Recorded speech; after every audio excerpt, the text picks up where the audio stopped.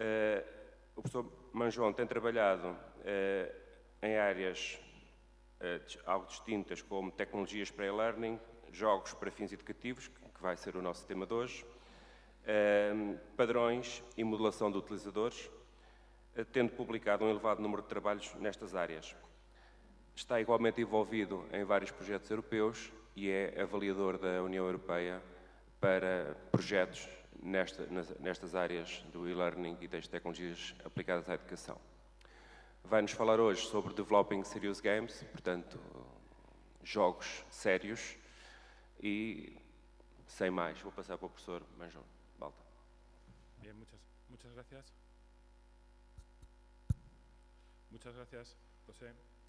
Bueno, como siempre, las palabras de un amigo hay que tomarlas con una cierta reserva, pero es cierto que probablemente seamos casi dos de las únicas personas que estuvimos en la primera edición del CIE. Siempre es pues, un gran orgullo y una gran satisfacción ver que este área se ha desarrollado mucho en los últimos 15 años y nosotros estamos aquí para verlo.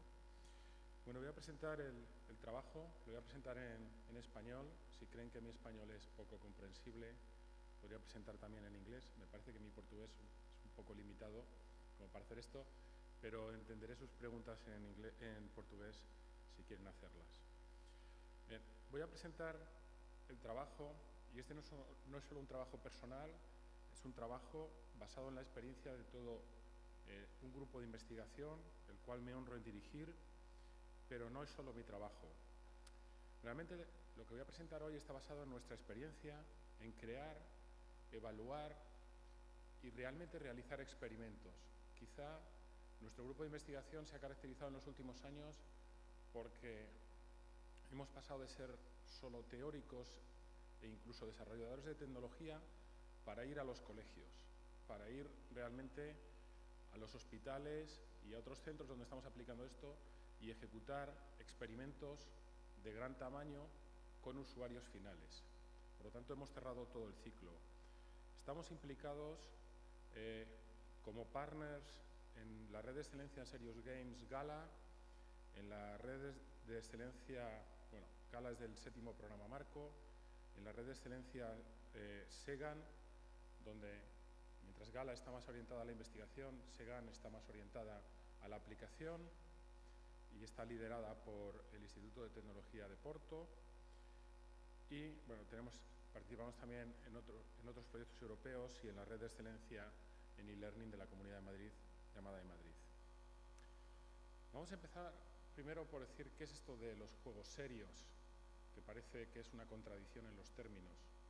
Bueno, básicamente un juego serio, o incluso como a nosotros nos gusta llamarlo, porque si dices que estás trabajando en juegos serios, muchas veces no te dan financiación. Entonces lo que tienes que decir es, no, yo trabajo en simulaciones, que da como mucho más serio, ¿vale?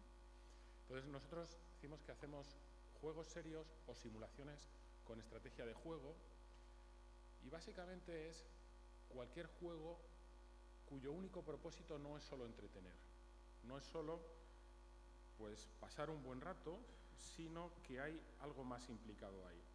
Vamos a tener pues una experiencia o vamos a ganar conocimiento sobre algo. Básicamente esto se ha utilizado en diversos sectores. Se ha visto que los videojuegos son una herramienta muy poderosa. Ni que decir tiene que todos aquellos, vosotros que seáis o bien profesores o bien padres, sabréis que realmente en la gente joven los juegos tienen un poder mágico, hipnótico, tienen una atracción masiva y además en muchos casos logran aspectos que son realmente complejos. Alumnos que nunca han tenido ningún interés por el inglés, como su juego preferido solo está en inglés, de repente adquieren un vocabulario de 250 palabras, quizá no en las cosas que nosotros queramos, pero saben nombrar 6 formas de espada, saben cómo se dice armadura, saben cómo se dice todo tipo de misión, o bien juegan al American Army y conocen todas las armas reglamentarias del ejército americano.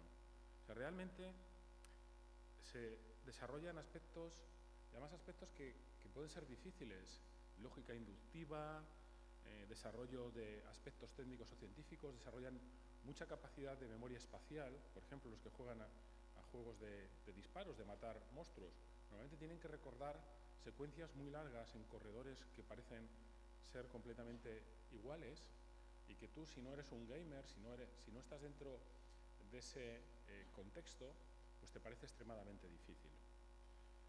Por lo tanto, son habilidades que realmente son muy complejas, y ellos las adquieren y encima se lo pasan bien, están disfrutando. Y la motivación, como todos los que estamos en educación tenemos muy claro, es un aspecto fundamental. Entonces, este tipo de juegos han demostrado que son muy efectivos en determinados dominios. En medicina, en aviónica, nadie se montaría en un avión en el cual no le garanticen que su piloto ha pasado un número de horas muy grande en el simulador de vuelo. En aspectos, es decir, bueno, pues es más fácil aprender qué es lo que te puede pasar en una compañía con un juego de simulación o económica, que ir a tu propia compañía y arriesgar dinero real. Pero, sin embargo, esto que se ha demostrado que funciona en entrenamiento en empresas, en el campo militar, en muchas otras cosas, sin embargo, en la educación normal, en los colegios, no se ve mucho. Bueno, ayer observé con satisfacción que un estudio que habían hecho en la región de Guarda, el 35% de los alumnos decía que había jugado a juegos educativos en la escuela. Desafortunadamente no los tenían desagregados y no pudimos saber qué tipo de juegos. Pero me sorprendió, o sea, un 35% en una región de Portugal en la que yo no esperaba ese tipo de comportamiento. O sea, está llegando, pero poco a poco.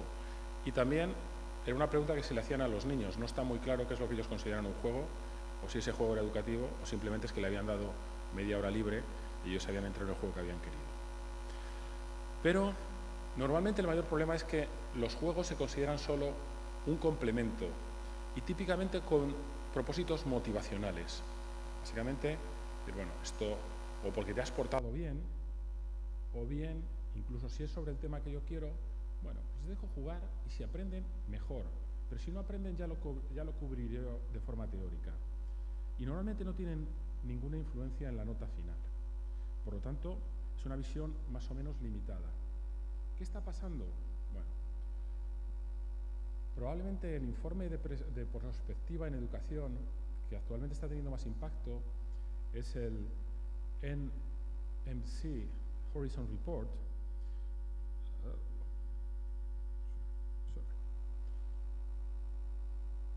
que lo que está diciendo es, lo que busca es el tipo de tecnologías o el tipo de cuestiones que van a cambiar la educación en los próximos años. Y entonces identifica games and gamification, todo lo que es introducir estrategias de juego en cualquier otro ambiente que no sea de juego, como una de las tecnologías más prometedoras, con un periodo de adopción de 2 a 3 años. Pero, sin embargo, eso es muy curioso porque lo identifica a nivel global de todo el mundo, pero, sin embargo, no aparece como tal en el informe que está centrado en Latinoamérica, ni en el informe que está centrado en la educación básica, en K-12. Por lo tanto, eso refleja que realmente estas técnicas, que podrían ser muy poderosas, no están teniendo un reflejo efectivo. Vamos a ver algún tipo de juegos. Por ejemplo, este es Science Pirates, que ha sido producido por encargo de la Asociación de Ciencia Americana, y la idea es cómo enseño a los niños aspectos de método científico relacionado con la salud en la comida. Entonces te plantea un juego en el cual aparentemente hay un proceso mágico por el cual estás teniendo problemas, y finalmente, jugando a ese juego, lo que reflejas, aplicando el método científico, es que realmente lo que había era un problema de contaminación cuando se producía la comida.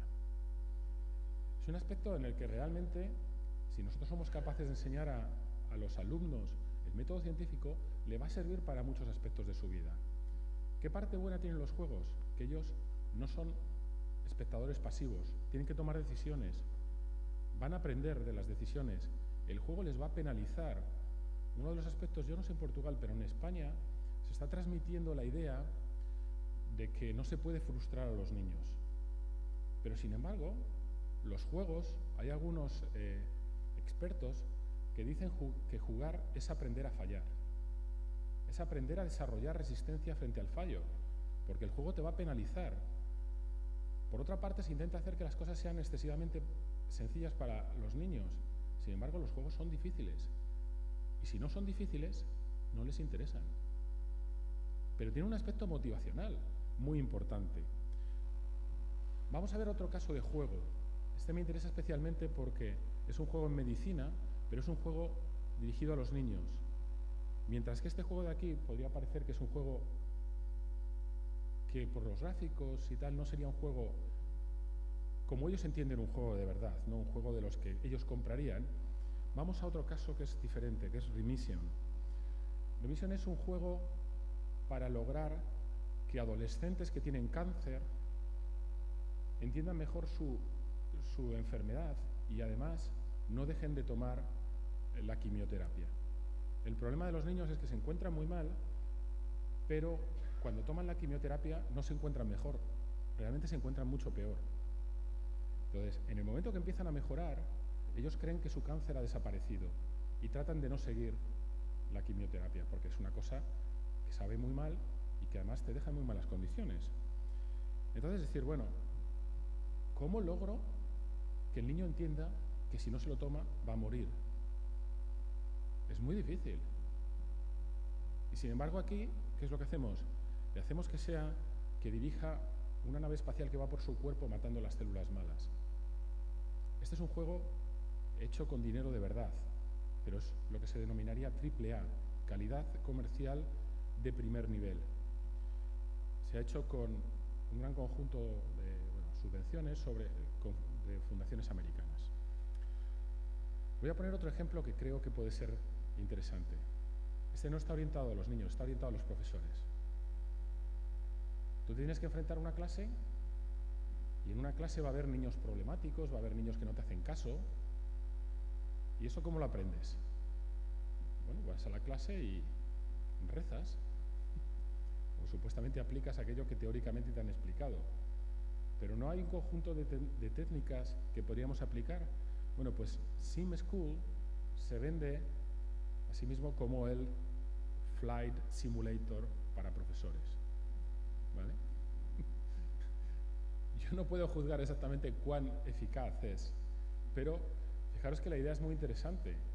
Yo puedo desarrollar estrategias, puedo conocer a priori qué es lo que tengo que hacer para controlar ese alumno que puede ser muy prometedor pero es muy inquieto porque se aburre y necesito subir su nivel, o cómo saber controlar ese alumno que simplemente necesita más atención, o cómo lo controlo socialmente.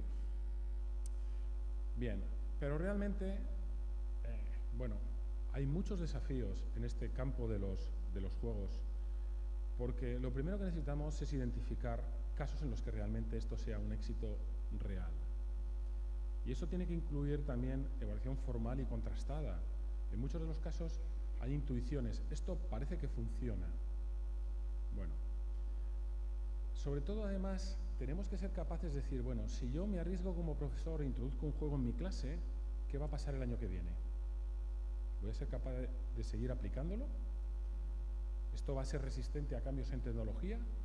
Ayer comentaba uno de los profesores en la sesión que coordinaba yo, decía, no, nosotros hacíamos esto en el laboratorio y yo tenía una forma de controlar qué era lo que hacían los alumnos, pero cuando era Windows XP, ahora que me lo han pasado a Windows 7, estoy perdido, ya no funciona el software que yo estaba acostumbrado a usar.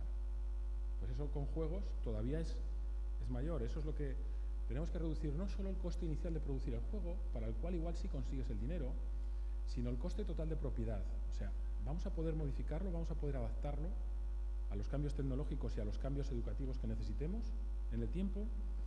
Por supuesto, necesitamos tener en cuenta el currículo y necesitamos tener en cuenta a los profesores y a los educadores. Y no aumentar el conjunto de requisitos y de esfuerzo que se le pide al profesor. Eso significa que los juegos tienen que tener ventajas añadidas, tienen que incorporar, por ejemplo, evaluación. Tengo que saber qué es lo que está pasando ahí. Y, sobre todo, tienen que tener en cuenta que esto se tiene que desplegar en colegios en los cuales vamos a tener una infraestructura que probablemente no sea ni la mejor ni la última. Y ya no solo porque no tengamos mala infraestructura, que igual la tenemos buena, sino porque en muchos casos lo que no tenemos es personal de apoyo informático que nos resuelva todos los problemas. Nosotros hemos ejecutado un experimento muy grande con 800 alumnos en 8 institutos de la región de Madrid, y en muchos de los casos lo primero que hemos tenido que hacer es ir el día de antes a arreglarles el aula de informática. Yo espero que aquí en Portugal y en algunos otros países estén mejor que nosotros, pero no sé si será el caso. ¿Cuál es nuestra visión? ¿Qué es lo que nosotros creemos que se puede hacer con los juegos? Yo no les quiero engañar, no les quiero decir que crear un juego es una cosa súper sencilla, pero sí creo que lo mismo que inicialmente se pensaba que la Wikipedia nunca sería nada equiparable a la Enciclopedia Británica, hoy no solo es equiparable, sino que es mejor, con sus pequeños problemas. Cubre más conocimiento, está mucho más actualizado, y el número de errores frente a lo que se cree, y fuera de aspectos malintencionados, no es superior al de la Enciclopedia Británica. ¿Por qué? Porque ese aspecto social, por lo tanto, creemos que se puede reducir el coste de crear los juegos siempre y cuando los juegos creados se puedan reutilizar y se puedan modificar. Si no existe este aspecto social, si no se tienen en cuenta desde el primer momento dónde se van a poder integrar y desplegar esos juegos, muchos de los juegos hasta ahora se ven como productos cerrados. Yo no sé si tienen muy claro, pero la industria del videojuego ha superado con creces la industria de la producción audiovisual tradicional. Hasta ahora era ya más del doble de la industria del cine, pero se espera que para finales de este año sea casi 3 veces. Hollywood parece que mueve mucho, la industria del videojuego mueve 3 veces más dinero. ¿Vale? Los estrenos de los videojuegos comerciales más exitosos multiplican con mucho los ingresos de las películas más exitosas. Bien, es cierto que luego no puedes traer a los actores que dan mucho juego, y parece que eso es lo que está moviendo a la sociedad. Realmente el dinero implicado aquí es muy grande. Entonces, realmente lo que nosotros creemos es que hay que proporcionar a los usuarios, y todos esos usuarios pueden ser también profesores, herramientas que simplifiquen este proceso de crear los juegos. Y si crearlos es difícil, modificarlos no tiene por qué serlo. ¿Puedo hacer pequeñas modificaciones para que ese juego se adapte a mi clase? ¿Puedo cambiar una foto o un contenido para que mis alumnos se sientan más identificados con el juego? ¿Puedo cambiar una regla de evaluación porque no estoy de acuerdo con el enfoque educacional que tiene la evaluación que está detrás de ese juego? Y para eso, sobre todo, tenemos que tratar de aplicarlo primero a dominios donde la ventaja sea clara, donde haya problemas educativos reales. Entonces, realmente, ¿vamos a aplicar juegos serios? Lo primero que tenemos que hacer es tratar de no aplicarlo a un problema incorrecto. Si la estrategia educativa que estamos usando ya funciona, ¿por qué lo vamos a llevar a un juego? No hace falta. Si ya funciona, eso sí, si tenemos un problema serio que no está funcionando, bueno, ¿por qué no entenderlo y tratar de abordarlo como un juego? Luego tenemos que hacer también, aparte de ese análisis de beneficios, tenemos que hacer un análisis de coste. ¿Realmente tenemos el dinero y las capacidades para realizarlo? Y luego, ¿esto es factible? ¿Lo voy a poder hacer? ¿Lo voy a poder desplegar en el colegio? Solo si esas cosas se cumplen, podemos seguir adelante. Fíjense que hay más situaciones de no que de sí. No tiene sentido si no. Vamos a hacer una cosa que nos va a llevar mucho esfuerzo y mucho coste con un resultado probablemente nulo. En cuanto a herramientas, tenemos muchas opciones. Aquí además esto abre la puerta a la co-creación con los propios alumnos.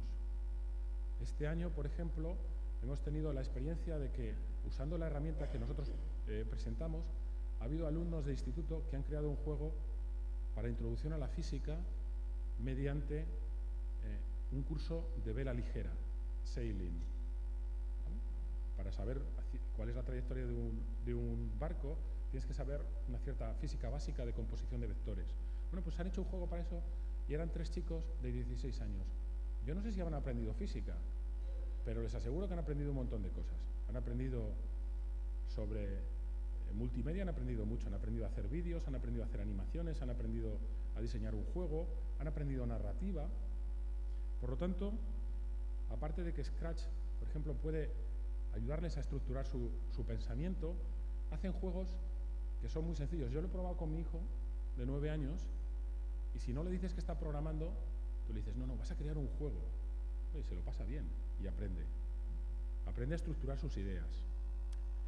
Hay otros entornos que lo que buscan también es enseñar directamente a diseñar videojuegos. Por ejemplo, el Game Star Mechanic.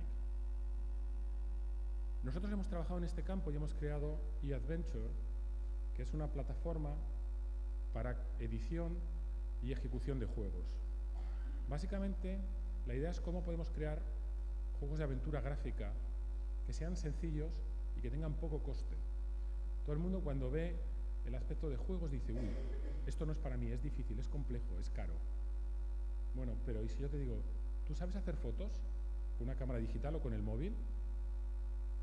Si luego te digo que en este entorno, sin programar nada, puedo establecer cómo se comunican esas fotos de uno a otro, puedo crear entornos o escenarios virtuales que son navegables y a partir de ahí introducir conversaciones y hacer que no sea lineal, donde puedo meter también eventos que sean que dependan, a veces se ejecutan, a veces no, para darle mayor riqueza expresiva. La idea es no solo las personas que saben programar y tienen un alto dominio de la tecnología pueden crear estos juegos. Es multiplataforma, se puede ejecutar en Linux, en Mac, es multilingüe, tenemos versión en portugués y tenemos versión en brasileiro. Parece ser que a los brasileños no les gusta su portugués, lamento decirles. Consideran que es bastante diferente. Tenemos versiones en chino, rumano, alemán. Básicamente hemos creado un conjunto de juegos pues, para el de primeros auxilios, que es el que vamos a ver como caso de ejemplo. Estamos creando un juego con el Hospital General de Massachusetts y la Universidad de Harvard y 2 hospitales en Madrid para reducir el número de errores que se cometen en la sala de operaciones aplicando el Surgical Checklist, una lista de verificación para evitar errores.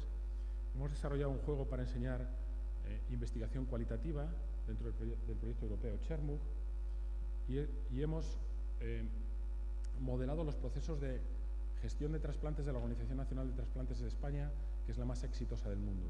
Toda la gestión suprahospitalaria la hemos modelado. También hemos hecho juegos en coordinación con el Centro de Tecnologías Educativas de Aragón para práctica del inglés.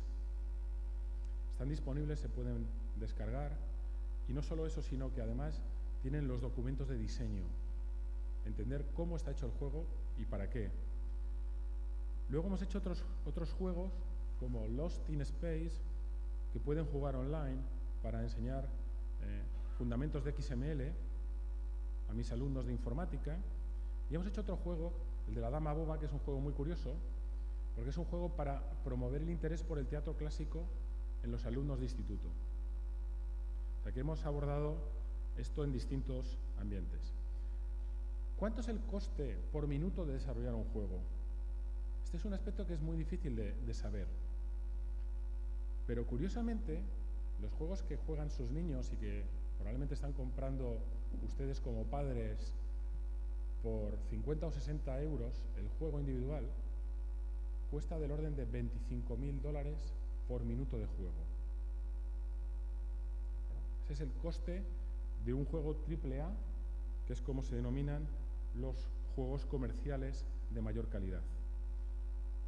Science Pirates está en el orden de 3.000, ese es parecido, vamos, es el que había presentado antes, y no conseguimos el coste por minuto de remission, aunque se lo hemos pedido a los desarrolladores, no están muy abiertos a proporcionarlo. Otro juego más o menos similar que se llama Immune Attack tiene un coste más o menos de unos $8.000 por minuto. Los juegos de Adventure están en el orden de $300 por minuto, o sea que se puede desarrollar un juego en el que se juega 20 minutos o un poco más por en torno a pues esos $6.000 o unos 4.500 euros.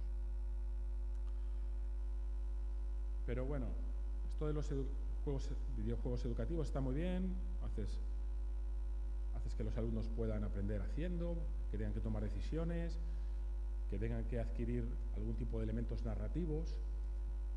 Hay mucha gente que dice que los videojuegos son la nueva literatura de nuestros niños o de nuestros jóvenes.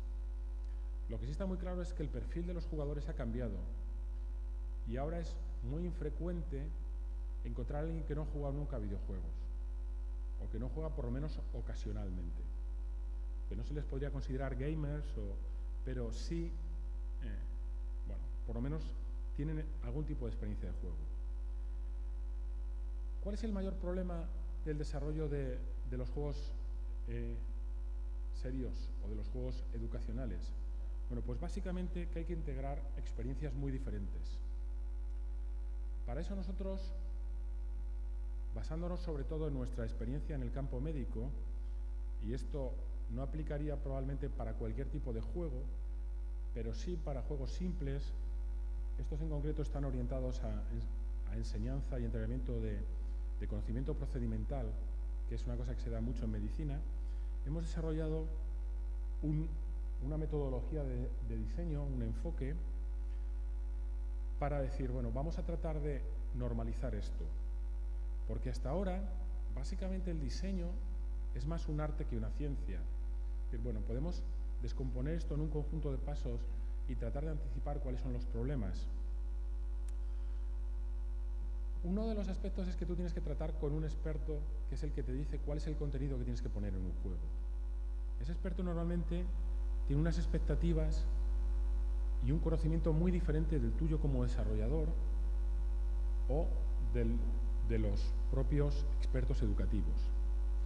Si tú le dejas a un diseñador de juegos que dirija completamente todo el proceso, normalmente va a tomar decisiones que no son admisibles en la escuela. Bueno, pues en el juego de primeros auxilios tú le dices al diseñador de juegos directamente, ¿tú qué harías aquí? Ah, no, claro. Si no lo salva se tiene que morir y además que se ve ahí físicamente que se muere. Y claro, llega el experto educativo y te dice, hombre, si esto está orientado a niños entre 11 y 16 años, pues igual no es la mejor circunstancia que, teniendo en cuenta que se va a hacer con fotos, pues que un señor que ellos lo ven como una persona real muera en el juego, ¿no? ¿Qué te parece si le dices de una forma tanto solapada, pues no has logrado salvarlo, pero que no aparezca de una forma visualmente gráfica muy clara? Entonces, realmente, incluso si es experto en el dominio, el que tiene el conocimiento, también sabe enseñarlo, va a utilizar su vocabulario, va a utilizar las cosas que está acostumbrado. Y normalmente no están muy dispuestos a aprender nuevas formas de explicitar su conocimiento, de hacer su conocimiento, de entenderse contigo. Por lo menos los médicos, y en concreto los cirujanos, piensan que todo el mundo debería entenderles. Y si no les entiendes, es que tu nivel de inteligencia quizá no sea el más alto, ¿no? Ellos lo ven porque piensan que todo el mundo debería haber estudiado medicina y si no has estudiado medicina es porque no podías, ¿vale? Entonces, bueno, no. Fuera de bromas, realmente lo que pasa es que ellos piensan que el conocimiento que ellos tienen es el esperable en mucha otra gente. Y no es así. Y, sobre todo, no tienen ni idea de juegos. Y tampoco están muy interesados en ellos. Dice, bueno, esto puede funcionar, pero esto me ha pillado ya un poco mayor. Entonces, esta creación del juego es un proceso complejo en el cual estos distintos expertos tienen que hablar el mismo idioma. Tienen que entenderse. Y claro, como no existe un proceso muy definido, pues sigue siendo un arte. A veces funciona en base a lo receptivo que sea una persona, o si logras tener un buen ambiente con ellos, o si logras que acepten tus sugerencias, pero esto se convierte en algo muy complejo, porque hay muchos malentendidos, ellos te dicen una cosa y tú entiendes otra, se ofenden porque piensan que no les estás haciendo caso, y realmente solo hay malentendidos y hay falta de comunicación directa. Entonces, hay un problema también de expectativas, y es que en muchos de los casos ellos están esperando una cosa muy diferente. Entonces, si vais a desarrollar un juego, lo importante es tener una cierta idea de qué tipo de juego se quiere desarrollar buscar juegos similares y jugar un rato a ellos. De repente descubres que algo que el experto te decía, el médico o el educador te decía que no, era porque nunca había jugado un juego de ese tipo. Entonces no entendía cómo funcionaba. Y si no entiendes la mecánica básica del juego, difícilmente vas a ser capaz de ayudar a crear la mecánica de tu nuevo juego. Entonces, bueno, realmente hay cosas que a veces los expertos quieren y que no tienen ningún sentido desde el punto de vista de los juegos. Y sobre todo hay que mejorar la colaboración. Hay que buscar mecanismos sencillos donde se pueda explicitar el conocimiento que tú necesitas para poder crear el juego. En muchos casos, los juegos necesitan que todo el procedimiento, que todo lo que quieres hacer tenga un nivel de detalle muy alto. ¿Por qué? Porque luego hay que programarlo en una máquina, programarlo o hacer que se ejecute, como en nuestro entorno donde no hace falta programar, pero frente a un tipo de interacciones, el juego va a tener normalmente un comportamiento, aunque pueda haber partes aleatorias. Entonces, realmente necesitas tener un gran nivel de detalle en esa descripción. Y, bueno, ese nivel de detalle a veces es difícil de conseguir. Y en muchos de los casos, ¿por qué es difícil de conseguir? Porque, incluso, por ejemplo, en la Organización Nacional de Trasplantes, nosotros pensábamos que todos los procedimientos iban a estar detallados muy bien. Pero no. ¿Por qué? Porque esa descripción de los procedimientos está hecho por expertos para que sea leída y entendida por expertos de ese mismo campo. Entonces, hay un montón de aspectos que son lo que ellos dicen sentido común, pero es su sentido común, con su conocimiento. Entonces ellos te explicitan una cosa, tú la llevas al juego y ellos se quejan y te dicen, pero bueno, ¿quién te ha dado las especificaciones para este juego? Esto es completamente incorrecto. A veces son un poco más directos y te dicen directamente, esto es una basura. ¿Quién te ha dado las especificaciones? No tenía ni idea. Dice, pues hombre, me temo que has sido tú. Dice, no, hombre, no. Pero todo el mundo sabe que en esta circunstancia pasa este otro tipo de cosas. El contexto es diferente. Entonces dices, ya, pero es que yo no he hecho los 6 años de medicina ni los otros número de años que hace falta para ser cirujano. Entonces es que probablemente no tengo ese conocimiento. Pero sin embargo, lo que hemos visto es que si lo centramos en casos o en problemas concretos, de repente la circunstancia cambia completamente. Son capaces de explicitarlo con mucho nivel de detalle. ¿Por qué? Porque los profesores y los expertos estamos muy acostumbrados a poner conocimiento situacional, casos o problemas que tienen que resolverse. Entonces es una buena forma para empezar a desarrollar contenido que vayas a introducir en un juego. En muchos de los casos también te explicitan solo el procedimiento correcto. Y normalmente en los juegos tú necesitas saber también cuáles son los fallos más comunes, cuáles son los aspectos que podrían surgir y de los cuales vas a aprender más. Muchas de las veces aprendes más de los errores que de las veces que lo ejecutas bien. Y, sobre todo, es muy importante hacer un prototipado rápido. El experto, en muchos casos, tiene problemas para explicitar el conocimiento, pero es extremadamente eficaz identificando conocimiento incorrecto en un juego. Siempre que le enseñes cómo. Pero si ejecutan el juego dicen, no, esto está mal. Bueno, pues vas allí, le grabas o vas apuntando y ahí son muy eficaces. Una vez que tenemos estos casos específicos que son mucho más fáciles de comunicar, hay que buscar mecanismos sencillos. Básicamente, casi todo el mundo entiende los diagramas de flujo y cosas que haces a mano y que vas formalizando posteriormente y que lo llevas incluso con el soporte que te da tu herramienta, pues los llevas directamente al juego. Eso te va dando una idea a ti y al experto de cuál va a ser el desarrollo, cuál va a ser el flujo del programa, del juego. No puede ser muy lineal. Un juego que es muy lineal básicamente es un vídeo con paradas. Eso no es divertido. Hay que buscar ramificaciones, hay que buscar eventos aleatorios. Y entonces ahí entramos en la parte en la cual el experto de juegos va a tener más cosas que decir. Y aquí es donde hay que confiar un poco más en tener un gamer y en haber creado este entendimiento compartido inicial, jugando juegos o estableciendo, digamos, una base común. Ahí es donde se va a crear ese mundo virtual, donde se va a hacer el script Porque al fin y al cabo los videojuegos en algunos aspectos no son tan diferentes de crear una película o de crear un vídeo. Aquí hemos estado viendo algunas de las experiencias educativas que estaban planteando ustedes con sus alumnos sobre crear vídeos. Crear un buen vídeo también es complejo. Tienes que tener una narrativa depurada. Tienes que saber hacerlo bien. Entonces tienes que poner todas las estructuras de toma de decisiones. Por ejemplo, la realimentación es muy importante. Si tú estás en un juego y en ese juego cometes un error muy grande, típicamente el juego te va a penalizar. Te va a penalizar haciéndote perder una vida, haciéndote volver al principio. Entonces tienes que tomar decisiones.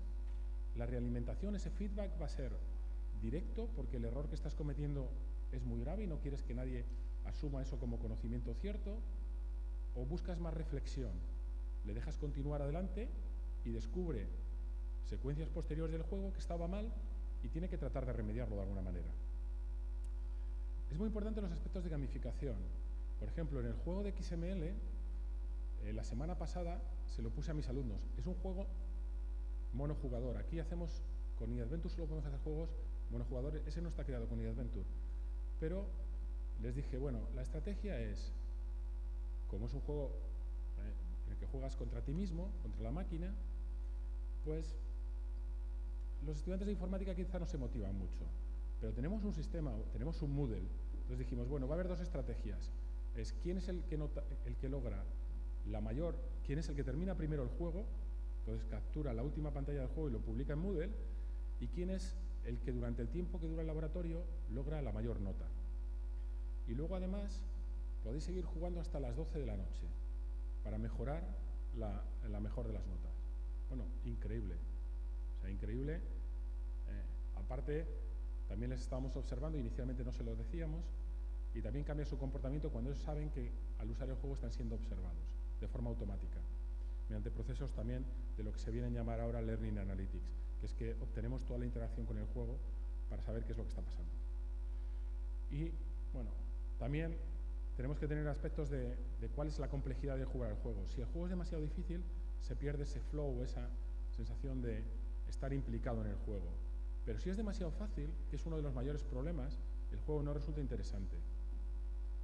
En muchos de los casos, hay tareas que ponemos a los alumnos que son simplemente demasiado sencillas, pero penosas de ejecutar.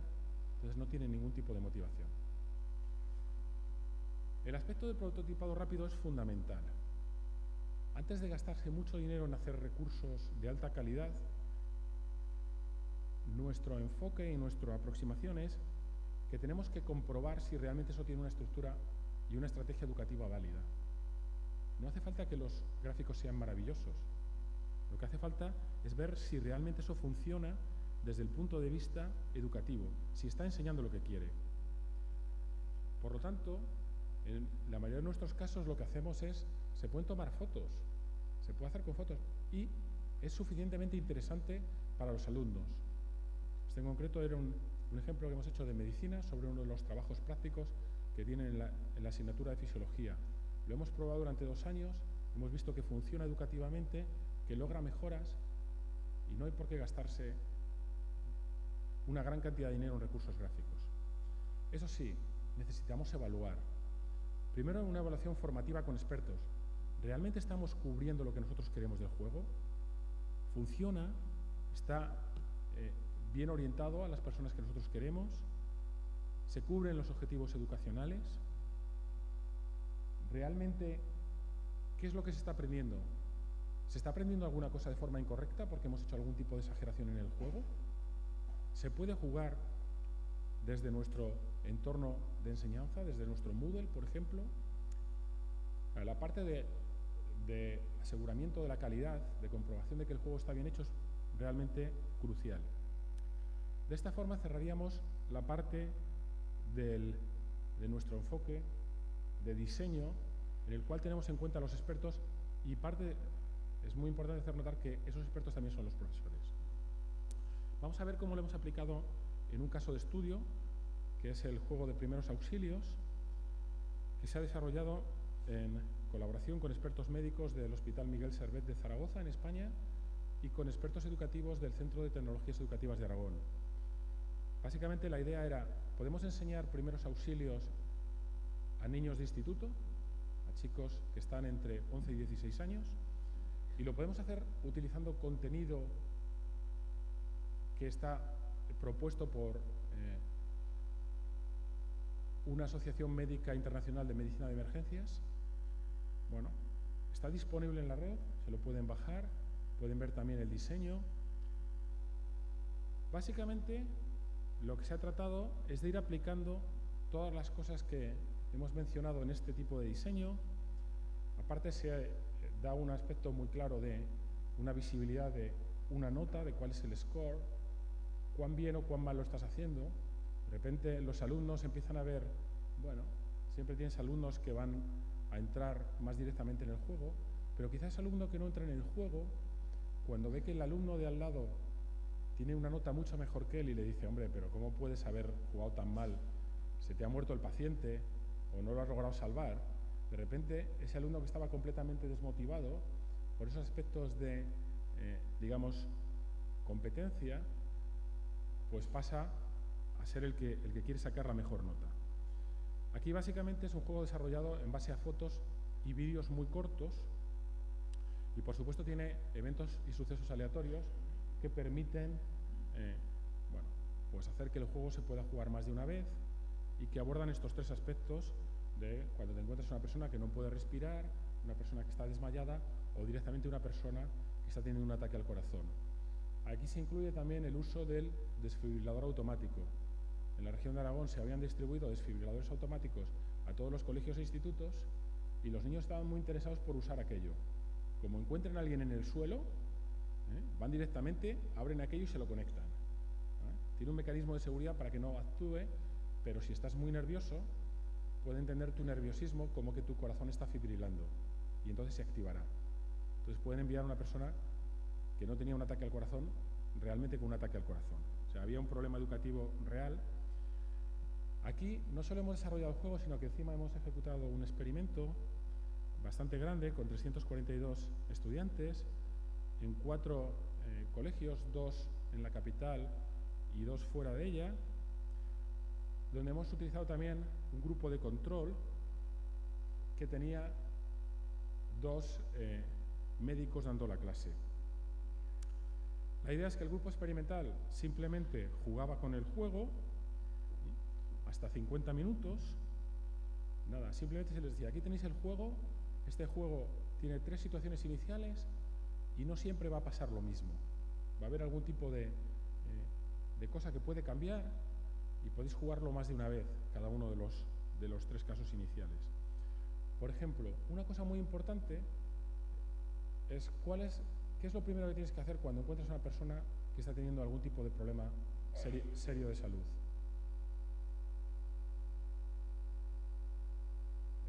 ¿Algún tipo de operación, de reanimación, masaje cardíaco, herramienta de maniobra de Heimlich? No, lo primero que tienes que hacer es decirle, los héroes matan gente. Llama al servicio de emergencias. Y solo después, una vez que ya es informado, puedes tratar de socorrerle. Algo tan sencillo como eso es muy difícil que muchas veces lo entiendan. ¿Quién no quiere ser el héroe de una película? Y más si tienes 15 años y crees que lo sabes todo. Por supuesto, el juego no se puede comparar. En muchos de los casos, la gente que trabaja en juegos hacemos algo que es muy injusto. Y es con un juego en el cual se ha invertido mucho dinero, vamos si lo comparamos con la nada. O lo comparamos con el profesor que tiene los recursos que tiene, dando la misma clase o el mismo contenido. No, realmente si queremos probar un juego que es un recurso que cuesta más dinero, típicamente lo deberíamos comparar con el mejor caso educacional que seamos capaces de crear. En este caso, ese juego se comparaba con los dos personas que tenían más de 10 años de experiencia, el responsable del helicóptero medicalizado de la región de Aragón y el jefe de unidades móviles medicalizadas, o sea, de ambulancias con médico incluido, dando la clase a los alumnos, donde además los alumnos realizaban manipulación. Siempre es más sencillo, pues eliges al alumno que sea el líder, entonces implica mucho más. Y, entre las cosas, les preguntamos mediante una nube de palabras de qué forma describirían el juego. Una parecía complejo, simple, difícil, fácil, útil, inútil, si era aburrido o era divertido. Incluso en este tipo de juegos que aparentemente para ellos no es exactamente el tipo de juegos que les puede parecer más divertido del mundo, realmente lo consideran en general bastante interesante, bastante divertido y sobre todo útil. Ellos mismos ven que están aprendiendo cosas. Por supuesto, aquí la evaluación se ha hecho de modo formal, con un pre-test y un post-test. ¿Y cuál era el resultado? Aquí ya se lo estoy avanzando. En muchos de los casos, siempre se dice, el juego va a funcionar mejor. Bueno, no se crean todo lo que lean o todo lo que oigan. O sea, que realmente el juego va a funcionar mejor que tener 2 médicos de emergencia con un maniquí médico, con un desfibrilador que habla y que realmente es súper interesante cuando es una situación para ellos completamente novedosa. No, en este caso realmente el juego funciona peor que los médicos y es normal. Pero ¿qué coste tiene una cosa y qué coste tiene la otra? ¿Cuántas veces vamos a poder llevar a un instituto 2 expertos como estos, con un maniquí médico, con un desfibrilador automático, a dar las clases? Es que no es una circunstancia real. Eso sí, el juego hay que compararlo con la mejor de las situaciones para ver si realmente se está produciendo dicha enseñanza. Y en este caso, como publicamos en la revista de emergencias médicas, pues el aprendizaje es significativo por parte de los alumnos. Y eso es lo que realmente es importante. Por tanto, y tratando de no llegar ni siquiera a los 46 minutos de John ayer, estoy en 43 o 44, realmente los juegos no van a ser solución de todo, pero si buscamos entornos colaborativos en los cuales se puedan ir desarrollando juegos que resuelvan problemas que luego puedan ser compartidos por el resto de la comunidad educativa, donde además tengamos ejemplos no solo del juego, sino de cómo se utiliza en una clase. Se utiliza directamente para realizar todo el aprendizaje, se utiliza para hacer una discusión. Sobre todo, hay que tratar de sistematizar ese diseño de juego dándole un rol activo a los profesores, a los educadores. Si no, los educadores no lo van a usar. Hay que tratar de simplificar su tarea y de ayudarles, no de imponerles nuevos requisitos, nuevas condiciones y nuevas demandas. Si no, siempre no, la culpa la tienen los profesores, que son muy malos. El sistema educativo no funciona, eso es lo que se transmite en España, en muchos de los casos. ¿Por qué? Porque las familias están haciendo dejación de sus obligaciones y dicen, no, yo te quiero enviar a un gremlin y quiero que me lo devuelvas siendo un niño perfectamente educado, que sabe muchas cosas y que sabe comportarse socialmente y que además sería candidato a aprender a ganar el Nobel.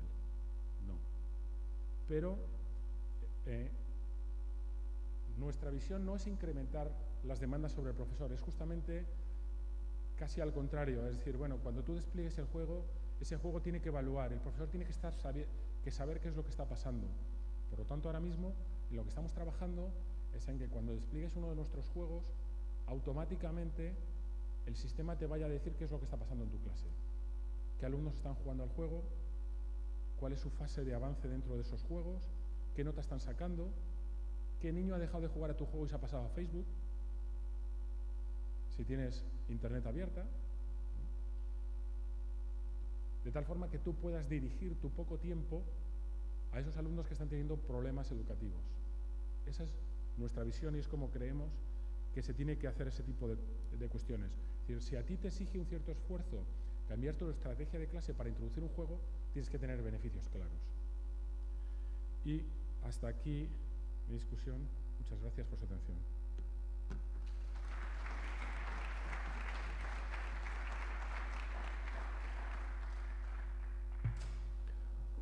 Bom, muito obrigado, de volta. Temos alguns minutos para perguntas. Solo indicarles que las transparencias están disponibles en SlideShare en formato editable, o sea que se las pueden descargar en formato PowerPoint y están disponibles en la dirección que se indica ahí.